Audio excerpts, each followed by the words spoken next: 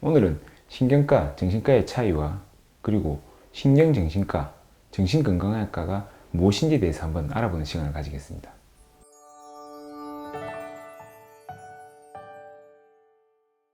안녕하세요.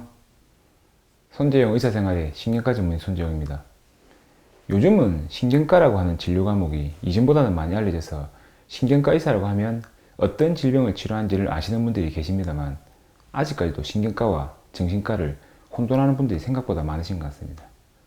얼마 전에 새로운 분과 만나서 저를 소개할 때도 신경과 의사라고 했더니 나중에 그분의 가족 중에 우울증 환자가 있다고 이에 대해 문의한 일이 있었고, 이런 일은 생각보다 자주 생깁니다. 오늘은 신경과, 정신과의 차이와 그리고 신경정신과, 정신건강학과가 무엇인지에 대해서 한번 알아보는 시간을 가지겠습니다. 아마 실제로 신경과를 접하시 않은 분들의 경우에 신경과와 정신과의 차이가 가장 많이 헷갈리는 부분인 것 같습니다. 저도 실제로 의대에서 신경과 과목을 배우기 전까지는 신경과에 대해서 전혀 몰랐으니까요. 우리나라에서 신경과는 정신과보다 역사가 훨씬 짧으며 1980년대에 하나의 임상진료 과목으로 분리가 되었습니다. 그전에는 신경정신과라고 하여 정신과쌤들이 신경과 환자를 진료하는 경우가 많았습니다. 정신과쌤들이 뇌전증, 파킨슨병, 현재 신경과에서 진료하는 질병을 치료하였고, 환자의 치료가 잘 되고 못 되고를 떠나서 치료를 하는 관점 자체가 서로 다르기 때문에 적절한 치료가 제대로 잘 되지 않는 경우가 많았다고 합니다. 실제 그냥 약만 적당히 처방하면 잘 조절되는 환자의 경우에는 문제가 되지 않지만, 치료가 잘 되지 않는 난치성 뇌전증, 그리고 진행기에 약물에 반응을 하지 않는 파킨 환자의 경우에는 제대로 된 치료를 받지 못하였다고 합니다. 1980년대에 외국에서 신경과를 배우고 들어온 여러 선배 의사 선생님께서 병원에 근무하시면서 비로소 신경과라고 하는 진료 과목이 만들어졌고, 이런 분들의 노력으로 1982년도에 신경과학회 창립총회를 열고 이후 비로소 신경과를 전문적으로 진료하는 전문의 의사가 나오게 되었습니다. 반면에 정신과는 1940년대부터 있었던 진료과라서 역사가 매우 긴 임상진료과입니다.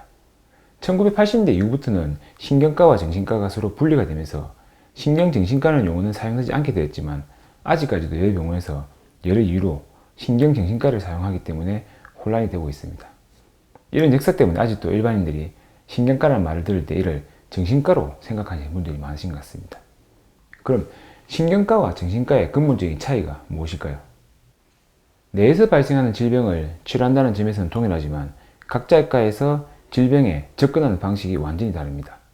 신경과는 뇌의 기질적 변화로 인해 해부 생략적 이상으로 생기는 질병을 치료하지만, 정신과는 이러한 기질적 변화가 동반되지 않는 뇌의 기능적 이상으로 생기는 질병을 치료합니다. 무슨 말인지 참 어렵죠? 좀 더 쉽게 한번 설명해 보겠습니다. 신경과에서 다룬 질병은 뇌에 실제로 생긴 변변이 MRI나 CT에 보이거나, 혹은 파킨슨병이나 치매와 같이 뇌에 신경전달 물질의 변화로 인해 퇴행성 변화로 인해 발생하는 경우입니다. 대표적인 경우가 뇌경색, 파킨슨병, 그리고 두통, 어지럼증 등을 진료합니다. 반면에 정신과에서 진료하는 질병은 뇌의 기능적 이상, 즉 쉽게 말해서 뇌 MRI와 같은 검사를 시행하여도 전혀 이상이 없는 질병을 담당하고, 주로 우울증과 조증, 불안장애와 조현병 등을 진료합니다. 하지만 신경과와 정신과가 서로 겹치는 부분이 생각보다 아주 많습니다. 한번 치매라는 질병을 예로 들어 설명을 드리겠습니다. 치매, 즉 알츠하이머 치매와 같은 경우에 신경과와 정신과 모두 진료를 담당하고 있습니다. 알츠하이머 치매 원인이 뇌에 이상 단백질이 쌓여서 생긴 뇌세포 손상으로 발생하는 증가, 그리고 치매가 진행된 경우에 뇌 MRI나 PET 같은 검사 시에 이상 소견이 있다는 점을 볼 때 신경과에서 진료하는 것이 맞을 겁니다. 또한 치매는 알츠하이머 치매만 있는 것이 아니라 뇌혈관이 막혀서 발생하는 혈관은 치매, 혹은 뇌수두증으로 인한 치매 등이 있으며, 이러한 다른 증상들이 서로 동반된 경우도 있기 때문에 뇌 해부학적 이상으로 보아 당연히 신경과 질환으로 봐야 할 겁니다. 하지만 이러한 치매 환자에서 발생할 수 있는 우울증, 불안증과 이상행동 등의 조절이 필요한 경우가 많고, 특히 이러한 부분의 조절은 특히 정신과 쌤들이 잘하는 부분이라서 이런 증상이 심한 경우에는 정신과에서 진료를 하기도 합니다. 즉 하나의 질병을 볼 때 관점의 차이가 다르지만 신경과와 정신과는 겹치는 부분이 어느 정도 있어서 이를 명백하게 칼로 자르듯이 구분하는 것은 조금 힘들기도 합니다.